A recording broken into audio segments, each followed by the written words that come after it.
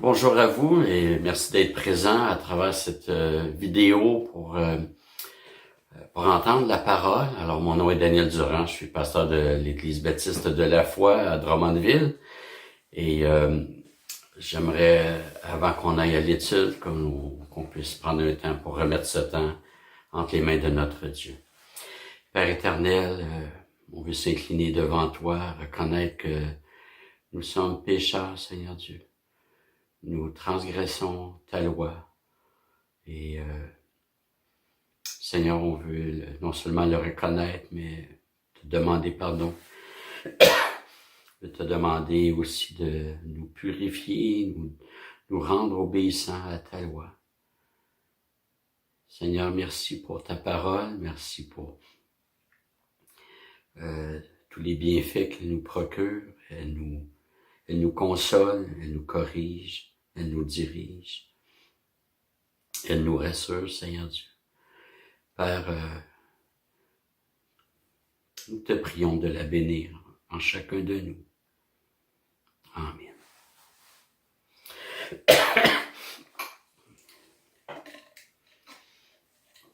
Donc, dans la dernière vidéo, on a vu que nos doutes qui minent inévitablement nos états d'âme peuvent venir d'une mauvaise compréhension des doctrines bibliques, en particulier sur la sécurité du croyant.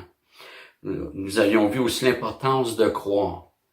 C'est simple à dire, mais le principe du croyant, c'est qu'il croit. Il croit ce que Dieu dit dans sa parole. Et nous avions commencé à regarder l'importance de s'examiner pour savoir si nous sommes vraiment croyants. Parce qu'il y a des vrais croyants qui ont des doutes, mais il y a des personnes qui vont vaciller parce qu'elles se croient chrétiennes, sur de mauvaises bases. Et c'est important, Paul, on va le voir, Paul nous invite à s'examiner, parce que c'est primordial de s'examiner. C'est salutaire de s'examiner. Et je vous invite à tourner dans 2 Corinthiens, chapitre 13, et nous lirons les premiers versets. Et comme je vous ai dit dans une vidéo précédente, si vous voulez prendre le temps d'ouvrir votre Bible, vous avez toujours la possibilité de mettre à pause et de prendre le temps nécessaire. 2 Corinthiens 13, et nous lirons les 5 premiers versets. C'est Paul qui parle. « Je vais chez vous pour la 3e fois. Toute affaire se réglera sur la déclaration de 2 ou de 3 témoins. Lorsque j'étais présent pour la 2e fois, j'ai déjà dit, et aujourd'hui que je suis absent, je dis encore d'avance à ceux qui ont péché précédemment et à tous les autres, que si je retourne chez vous, je n'userai d'aucun ménagement. Puisque vous cherchez une preuve que Christ parle en moi, lui qui n'est pas faible à votre égard, mais qui est puissant parmi vous. Car il a été crucifié à cause de sa faiblesse, mais il vit par la puissance de Dieu. Nous aussi, nous sommes faibles en lui, mais nous vivrons avec lui par la puissance de Dieu pour agir envers vous. » Et le verset important pour notre étude, verset 5, « Examinez-vous vous-même pour voir si vous êtes dans la foi. Éprouvez-vous vous-même. Ne reconnaissez-vous pas que Jésus-Christ est en vous, à moins que peut-être vous ne soyez réprouvés. » Alors ici, une précision sur le mot foi. Le mot foi peut avoir le sens de croire. Hein? Celui qui a la foi, il croit. En grec, c'est le nom et le verbe de la même famille de mots. Et le mot foi peut aussi, le même mot grec peut aussi vouloir dire le contenu qui doit être cru. Avoir la foi, c'est pas juste le fait de croire, mais c'est de croire au contenu. C'est d'y adhérer pleinement. Celui qui dit qu'il croit en Jésus-Christ, il ne croit pas en un Jésus-Christ qu'il s'est imaginé lui-même. Il doit croire au Jésus-Christ tel que décrit dans l'Écriture. Donc, la foi implique l'adhésion de tout notre être, incluant l'intelligence qui est méprisée dans certains milieux. Dieu veut que tout notre être le loue, ça inclut notre intelligence, et Dieu veut que l'on croit à cela. La foi, c'est aussi ça englobe le contenu de ce qui doit être cru. Ainsi, la foi vient de ce qu'on entend vient de la parole de Christ. La foi dans Jude a été transmise au saint une fois pour toutes. C'est pas l'acte de croire qui a été transmis au saint. C'est le contenu de la foi, le contenu qui doit être cru pour le chrétien. Donc, Paul nous invite à nous examiner chacun pour savoir si on est dans la foi et dit, prouvez-vous vous-même. Il ouvre la porte à ce que certaines personnes qui liront ou entendront cette lettre ne soient pas chrétiens. À la fin du verset 5, il ouvre la porte en disant, à moins peut-être que vous ne soyez réprouvés, c'est-à-dire que vous n'êtes pas chrétiens. Et faire cet examen donne de l'assurance aux chrétiens et permet aux faux convertis de connaître leur véritable état. On a vu dans les dernières vidéos des pièges à éviter chez les chrétiens. Et si vous ne les avez pas écoutés, je vous invite même à les écouter avant celle-ci. Il se peut qu'on ait entendu un faux évangile et qu'on ait adhéré à des notions qui soient pas tout à fait bibliques. Dans Galates 1, versets 6 et 7, Paul dit « Je m'étonne que vous vous détourniez si vite de celui qui vous a appelé par la grâce de Christ pour passer à un autre évangile. Non pas qu'il y en ait un autre, mais il y a des gens qui vous troublent et veulent pervertir l'évangile du Christ. » Dans le contexte, ces gens étaient ce qu'on appelle des judaïsants, c'est-à-dire qu'ils enseignaient aux chrétiens d'origine païenne que pour appartenir au peuple de Dieu, il fallait se faire circoncire, tout comme sous l'Ancienne Alliance. Dans l'Ancienne Alliance, la circoncision était la marque identitaire du peuple de Dieu. Et ces judaïsants disaient aux chrétiens, non, si vous voulez vraiment appartenir au peuple, vous devez vous faire circoncire. Et c'est intéressant de voir que un petit coup de couteau suffit pour que Paul appelle cela une perversion de l'Évangile. Il y a des fois, on dit, c'est pas grave, une petite nuance, une petite différence, là, c'est pas dommageable. Paul dit, non, c'est pervertir l'Évangile que d'amener cela. À notre époque, il y a l'Évangile de la prospérité. C'est un évangile qui annonce la santé et la richesse pour tous les croyants. Selon cet évangile, que je qualifie de faux, Dieu veut que tous les croyants soient en santé et riches, et ça devient des preuves de la foi. Quelqu'un qui est pauvre ou qui est pas en santé, c'est parce qu'il manque de foi. Dieu n'a jamais promis cela ici-bas. J'ai déjà dit à la blague que je crois en l'évangile de la prospérité. Quand Jésus va revenir et que je serai ressuscité, je vais être en parfaite santé pour l'éternité et je vais avoir des richesses comme jamais. Parce que nous hériterons de la terre, la nouvelle terre. Alors, mais pour l'instant, c'est pas la situation. Paul dit qu'il a laissé Trophime à Milet parce qu'il était malade, Milet étant une ville. Paul ne l'a pas guéri. Paul avait un problème aux yeux, on voit ça dans l'épître aux Galates de mémoire. Il dit aux chrétiens, si vous aviez pu, vous seriez arraché vos yeux pour me les donner. Donc on voit qu'il y a des personnes qui étaient malades et ça fait partie de la vie présente. Notre être extérieur dépérit. Un autre évangile qui circule de plus en plus est celui où l'on accueille toute personne, qu'elle soit repentante ou non. Et là, par accueil, je veux bien préciser, l'accueil ici, c'est on les intègre comme faisant partie pleinement de l'Église. Dans certains milieux, on leur ferme pas la Sainte Seine.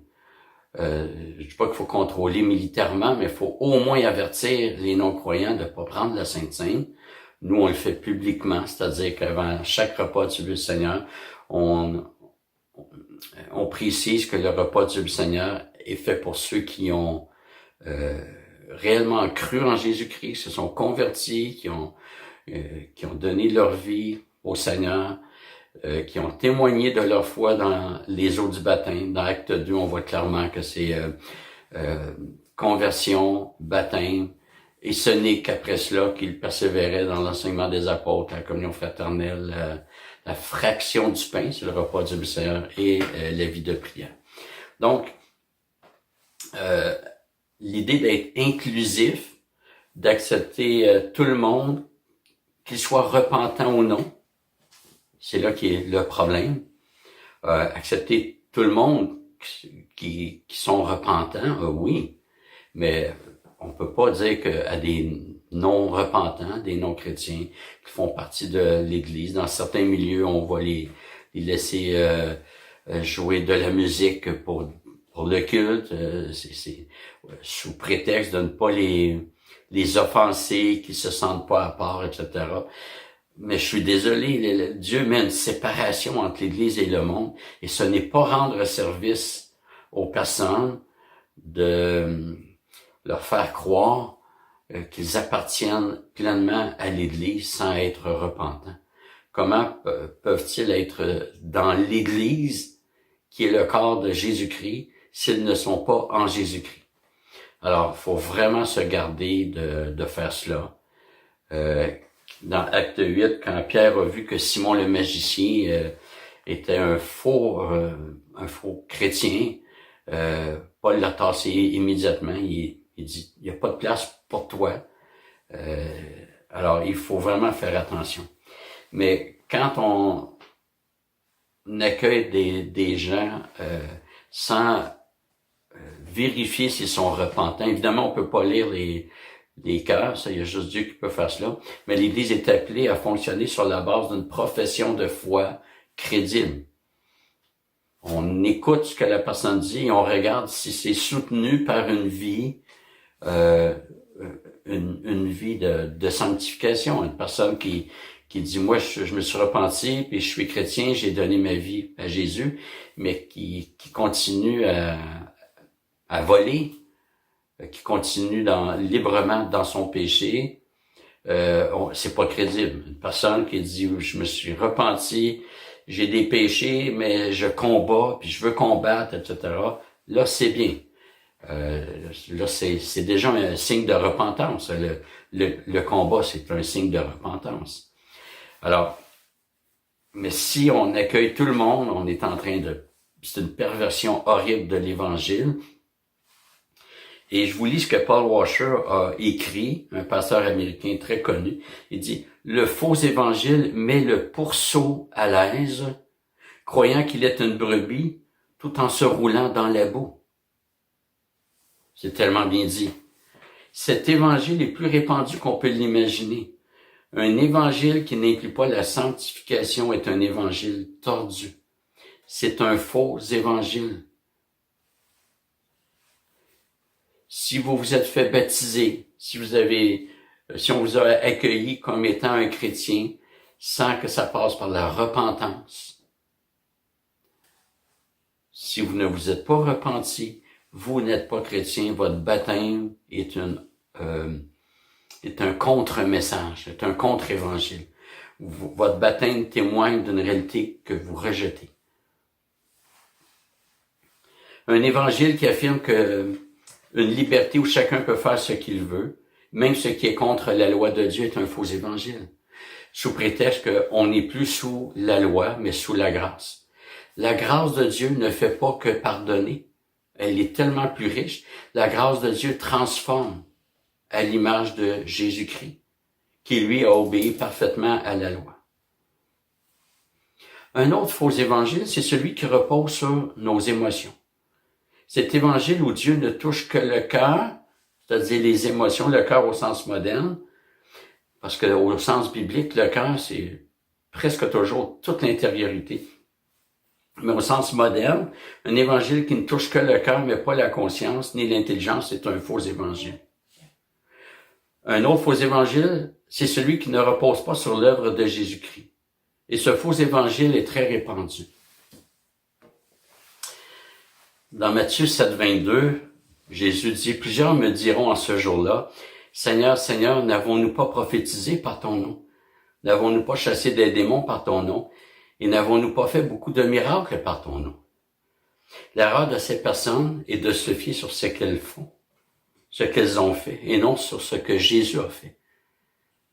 On a prophétisé en ton nom, on a chassé des démons. Bref, les gens arrivent avec leur propre CV. Et c'est un faux évangile, ce qu'on appelle les œuvres. Il n'y a pas d'œuvre méritoire chez le chrétien. Notre salut repose uniquement sur les mérites de Jésus-Christ. Et il y a un courant dans le monde protestant qui croit que l'homme a un libre arbitre. Et à mon avis, je vais m'attarder un peu plus sur ce courant-là. En fait, je propose un propos un peu plus nuancé que ce que j'ai déjà amené. C'est vrai que l'homme a la capacité de faire des choix. Nos vies sont une succession de choix. Mais sur le plan moral, l'homme naturel est dépravé. L'homme est capable de choisir entre un morceau de pizza et une cuisse de poulet. Mais il ne choisira jamais le bien selon Dieu, en raison de sa dépravation et de la mauvaise disposition de son cœur. Excusez-moi. L'homme choisit en fonction de sa propre nature. S'il choisit entre une pizza et une cuisse de poulet, c'est parce que les deux correspondent à sa nature. Il peut très bien prendre l'un comme l'autre. Mais l'homme ne peut pas choisir de faire quelque chose qui est contre sa nature. En raison de sa mauvaise disposition, la nature, on parle de disposition aussi. Notre disposition fait partie de la nature pécheresse. Le théologien Samuel Waldron donne l'illustration suivante, et je l'avais déjà présenté à l'Église. Il dit, si on demande à quelqu'un de faire du bien à son pire ennemi, il répondra qu'il en est incapable. Ce n'est pas qu'il ne peut pas choisir. Il y a personne qui pourrait dire, finalement, il n'a pas choisi de pas faire du bien. Non, au contraire, il l'a choisi. C'est un choix. Mais c'est un choix qui ferait sortir sa mauvaise disposition du cœur. Il choisira jamais ce qui est bien envers son pire ennemi. Il sera incapable de se réjouir de l'avancement de son pire ennemi. S'il y a une promotion au travail, s'il gagne à la loterie, peu importe, jamais il va se réjouir, puis il va souhaiter du bien à son pire ennemi, parce que c'est son pire ennemi.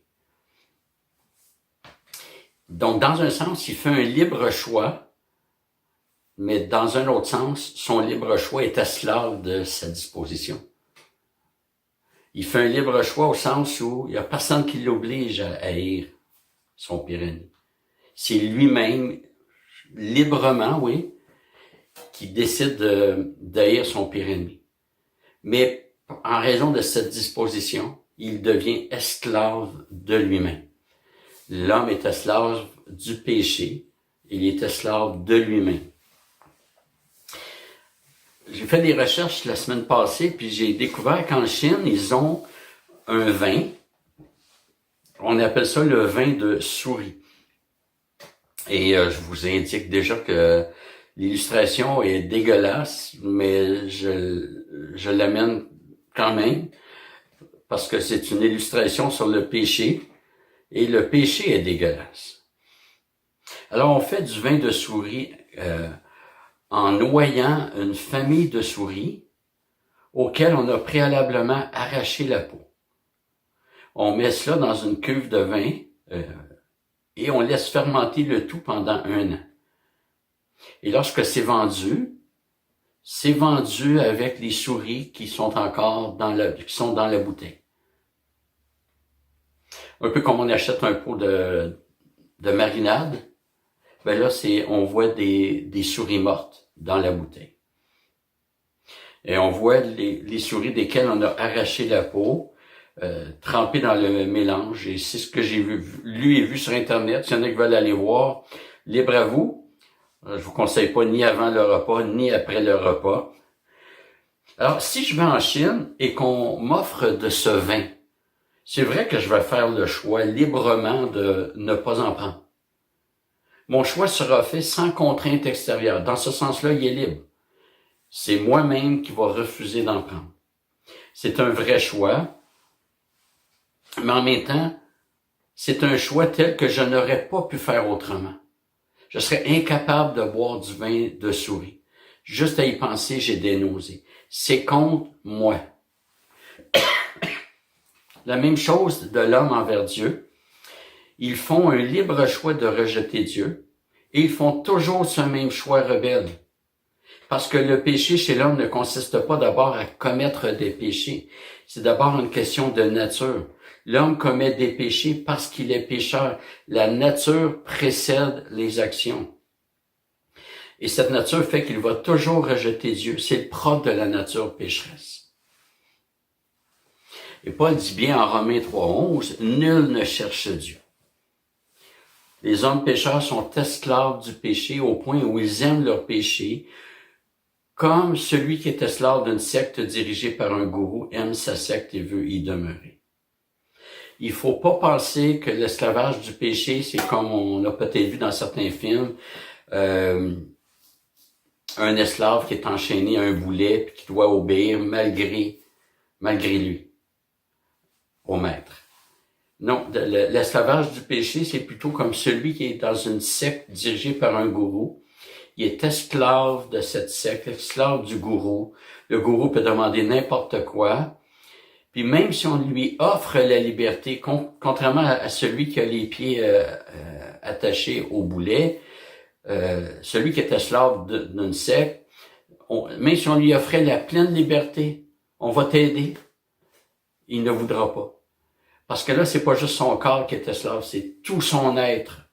Sa pensée, sa volonté, il n'y a plus aucune réflexion en dehors de ce que son gourou pense.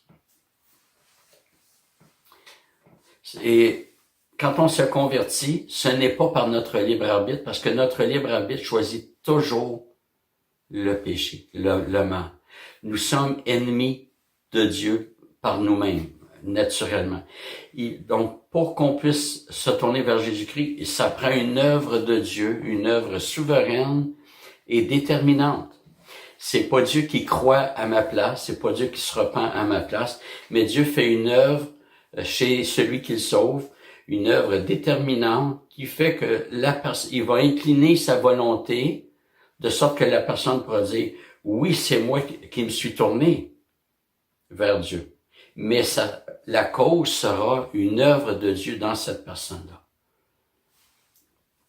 Et ça, c'est important pour comprendre l'Évangile. Parce que si je pense que c'est mon libre arbitre qui a fait en sorte que je me suis converti, lorsque je serai dans la vie chrétienne, je vais me dire, mon libre arbitre m'a bien servi. C'est par moi-même que je suis parvenu à Dieu. Alors, mon libre arbitre va continuer d'être opérationnel dans ma vie chrétienne, puis je vais faire ce que je veux encore. Ça m'a bien servi. Alors que la vie chrétienne, c'est de renoncer à soi, renoncer à sa propre volonté pour suivre Dieu. Si je crois que c'est par mon libre arbitre naturel, eh bien, je vais... parce qu'on entend parfois des personnes dire « Dieu nous aime tellement qu'il nous laisse libres ». En fait, si on regarde la contrepartie de Romains 1, versets 24, 26 et 28, où Dieu livre l'homme à lui-même, dans le cas de ceux qu'il sauve, Dieu ne nous livre pas à nous-mêmes. Il ne nous laisse pas libres d'aller où on veut.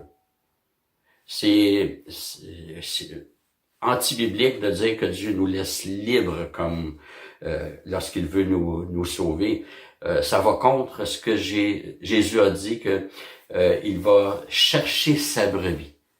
jusqu'à ce qu'il la trouve et il la ramène. Il dit pas à la brebis, t'es libre. Non, non, je te ramène. Jésus, le bon berger, ramène ses brebis. Il les laisse pas libres. Donc, quand je comprends que c'est Dieu qui m'a transformé, qui m'a donné une nouvelle nature, une nouvelle manière de penser, et que oui, c'est encore ma personne qui s'est tournée vers Dieu, mais c'est ma personne renouvelée, régénérée. C'est pas mon libre arbitre naturel de pécheur qui a fait cela. C'est parce que Dieu est la cause première. Il m'a régénéré, il m'a donné une inclinaison déterminante.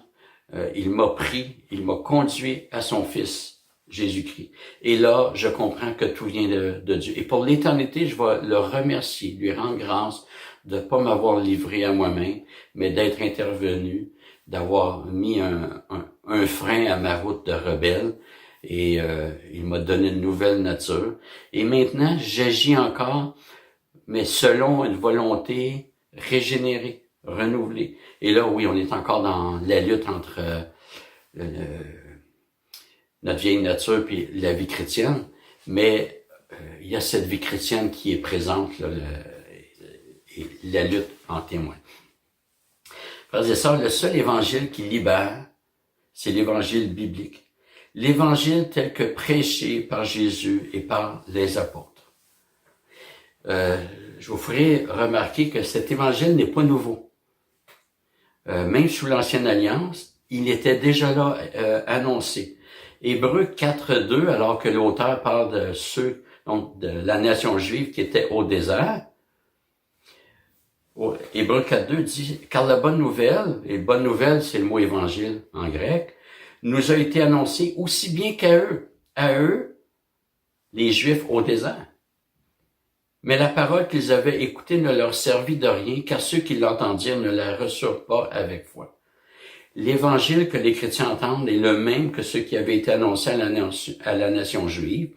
Seule différence, c'est que la nation juive, on leur a annoncé à travers des ondes, comme des sacrifices d'animaux, par exemple. Mais c'est le même message. Dieu pardonne aux pécheurs repentants. Et ces sacrifices d'animaux pointaient vers le sacrifice parfait de Jésus-Christ. Donc, on doit s'examiner pour voir si on est dans la foi. Et s'examiner ici, c'est examiner si nous croyons au vrai évangile, à l'évangile biblique. Et on ne se rend pas toujours compte du danger que nous courons de mélanger à la Bible nos propres conceptions. Un autre élément qui risque de pervertir l'évangile, c'est de donner au mot biblique une définition païenne. Et cette réalité fait que sans s'en rendre compte, on vient tordre le message de la Bible. Par exemple, le mot justice. Et Dieu voulant, dans les autres vidéos, au moins pour la prochaine, on va regarder d'autres mots et qui subissent un peu le même sort. Alors, le mot justice, par exemple, dans notre société moderne, la justice consiste à traiter tous les hommes également. On parle de justice sociale. Pour ma part, je trouve pas du tout injuste qu'une personne qui a étudié en 10 à 15 ans à l'université et qui s'est endettée reçoive un salaire et des conditions beaucoup plus favorables que ce que j'ai. Je trouve ça très normal et très biblique. Ce qu'un homme aura semé, il le moissonnera.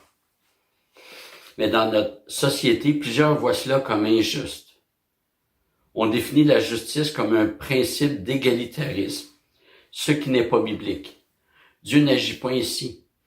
Un est né dans la pauvreté, l'autre dans la richesse. Un naît dans la maladie, l'autre en pleine santé. Un naît pour mourir dans son enfance, l'autre naît et connaîtra la vieillesse. Un est né dans un pays où l'évangile est interdit, l'autre dans un pays où la parole de Dieu est prêchée librement. Et j'aimerais vous rappeler que vous n'avez pas choisi, ni moi, la personne qui a choisi de naître dans une condition. Dieu dirige comme cela.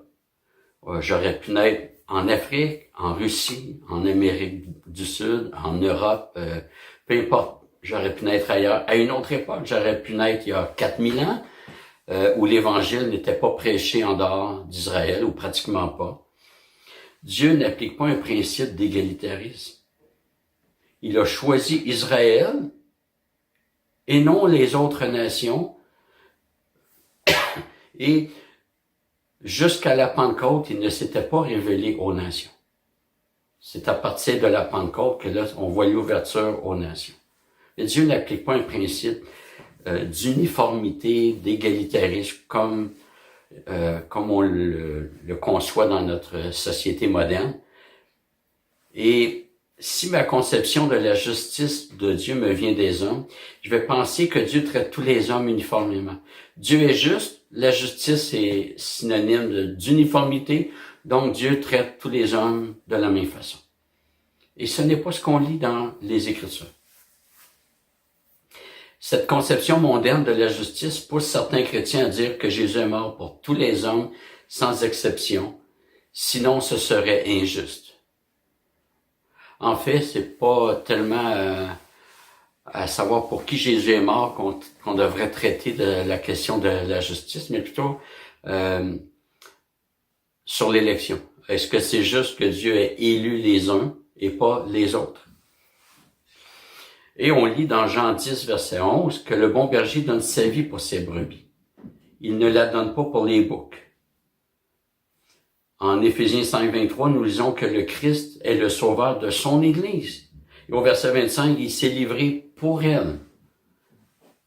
En Romains 3, 25, Paul affirme que Jésus a été destiné comme moyen d'expiation pour ceux qui auraient la foi, pas pour les autres. La définition de la justice de Dieu ne doit pas être celle des hommes, mais celle de Dieu. Je ne dois pas transposer sur un mot biblique une définition non biblique. La justice de Dieu se définit comme étant ce qui correspond parfaitement à la loi de Dieu, à la sainteté de notre Dieu. C'est tout à fait juste que Dieu punisse éternellement le pécheur rebelle. C'est totalement juste, c'est conforme à sa loi. Et c'est tout à fait juste que Dieu sauve celui qu'il veut sauver, parce que la justice parfaite de Jésus-Christ est mise au compte du croyant. La justice de Dieu est rencontrée dans la punition des réprouvés. C'est juste. Et la même justice de Dieu est rencontrée chez les croyants parce que Jésus-Christ a assumé les conséquences de notre péché sur la croix. Il a pris sur lui le châtiment qui nous revenait. Alors prenons l'exemple suivant. Ceux de notre Église vont la reconnaître, j'avais donné il y a longtemps. Un garde forestier fait visiter une forêt à des touristes. Il leur donne la consigne claire de ne pas s'engager dans des sentiers autres que celui qu'il prend. Autrement dit, suivez-moi et vous serez correct. De plus, il donne à tous les touristes son numéro de téléphone où quelqu'un serait perdu en disant « Si vous m'appelez, je viendrai à votre secours ». De tous les touristes, aucun n'appelle le garde pour être secouru. Ils préfèrent leur aventure à la sécurité. Or, parmi les touristes, il y a les enfants du garde forestier. Alors ce dernier part à la recherche de ses enfants et les ramène tous en sécurité. Est-ce injuste que les autres touristes soient perdus? La réponse est non. Que le garde soit allé chercher ses enfants ne rend pas injuste la perte des autres. Si les autres sont perdus, c'est aussi juste qu'ils soient perdus. Ils ont désobéi à la consigne et de plus, ils ne veulent pas avoir recours au garde qui leur avait pourtant laissé son numéro de téléphone. Dieu n'est pas injuste. Il sauve ceux qu'il veut sauver, mais les autres ont la possibilité de faire appel à Dieu. Ils ne le font pas parce qu'ils ne veulent pas être sauvés. Ils ont la prétention de bien diriger leur vie. Frères et sœurs, si nous voulons être affermis, ce ne peut être que par la parole de Dieu avec le sens que Dieu lui a donné. Gardons-nous de superposer aux mots bibliques nos définitions modernes. Assurons-nous de croire à l'évangile biblique et non pas un évangile qui est proposé et qui n'est pas biblique. Ne craignons pas de lire des livres chrétiens qui nous aideront à mieux comprendre. Le Seigneur nous donne des richesses tellement nombreuses à notre époque. Alors, Dieu voulant, la prochaine fois, nous poursuivrons sur le sujet. Nous allons prier avant de se laisser. Père éternel, tu nous invites à nous examiner et on veut le faire, Seigneur Dieu, à la lumière de ta parole. Donne-nous de ne pas faire un examen émotif, basé sur du ressenti, mais nous voulons le faire à la lumière de ta parole. Seigneur, donne-nous ce courage, ce discernement. Conduis-nous dans les sentiers de ta justice. Conduis-nous vers les verts pâturages de ta parole. Seigneur, donne-nous de reconnaître les faux évangiles et de croire seulement à celui que tu nous as donné par Jésus-Christ. Seigneur, je te prie d'affermir mes frères et sœurs autant que moi-même. Donne-nous, Seigneur, de grandir en toi. Je te prie, Seigneur, en ces temps de grande instabilité à tout point de vue, social, économique, sanitaire, je te prie de nous garder, de pourvoir à nos besoins. Seigneur, on veut reconnaître que notre sécurité n'est pas dans la science, bien que tu utilises ce moyen. Notre sécurité n'est pas dans la compétence économique de nos gouvernements, bien que tu utilises ces moyens. Mais notre sécurité, elle est en toi. C'est toi qui nous gardes, c'est toi qui pourvois, c'est toi qui es Seigneur, Roi des rois. Et Seigneur, notre foi, elle est en toi, et non pas dans les moyens que tu prends. Seigneur, garde-nous, protège-nous. Amen. Merci de votre attention, que Dieu vous garde et on se retrouve pour une prochaine vidéo. Soyez bénis.